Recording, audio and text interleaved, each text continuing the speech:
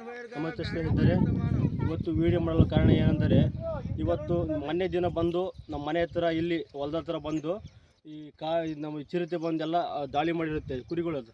ಇವಾಗ ಏನಂದರೆ ರೈತರುಗಳಿಗೆ ಏನು ರಕ್ಷಣೆ ಇಲ್ಲ.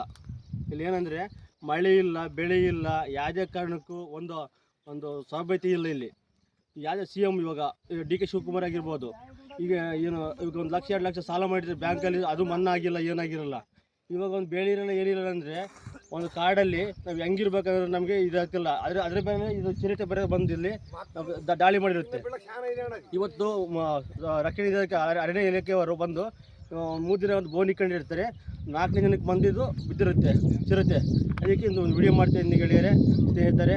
ಇವಾಗ ಇದನ್ನು ಆದಷ್ಟು ಶೇರ್ ಮಾಡಿ, ರೈತರುಗಳು ಯಾವುದೇ ತೊಂದರೆ ಆಗಬಾರ್ದು ಅಂತ ಹೇಳ್ಬಿಟ್ಟು ಅರಣ್ಯ ಇಲಾಖೆಯವರು ಬಂದು ನಮಗೆ ರಕ್ಷಣೆ ಕೊಟ್ಟಿದ್ದಾರೆ. ಯಾವುದೇ ಕಾರಣಕ್ಕೆ ರೈತರಿಗೆ ಯಾವುದೇ ಕಾರಣಕ್ಕೂ ತೊಂದರೆ ಆಗಕೂಡ್ದು. ಇದು ಅದೇ ವಿಡಿಯೋ ಬಂದುಬಿಟ್ಟು ಇವಾಗ ಚಿರತೆ ತೋರಿಸ್ತಾ ಇದ್ದೀನಿ ನೋಡಿ. ಇವತ್ತು ಸುರಗೊಂಡನಹಳ್ಳಿ ಗ್ರಾಮ ಪಂಚಾಯತಿ, ಒಂದು ನಿಮಿಷ ಈ ಕಡೆ ಬನ್ನಿ. ಇವತ್ತು ಬೋನಿಗೆ ಸರಿಯಾಗಿದೆ. ಇವತ್ತು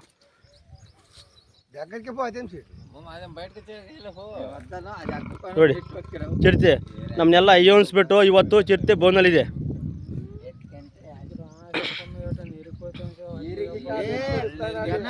ಇನ್ನು ಇದೊಂದೇ ಅಲ್ಲ, ಇದೊಂದೇ ಅಲ್ಲ, ಇನ್ನು 3 ಇದಾವೆ ಅಂತ ಹೇಳ್ತಿದ್ದಾರೆ.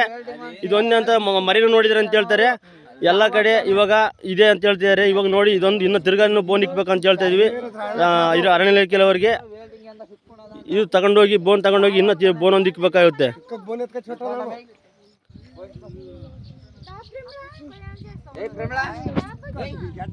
ಆದಷ್ಟು ಶೇರ್ ಮಾಡಿ.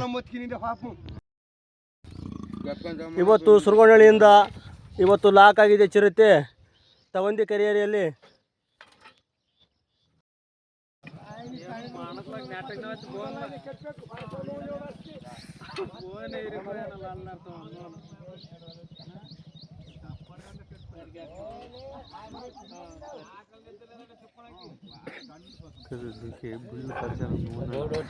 राम राम या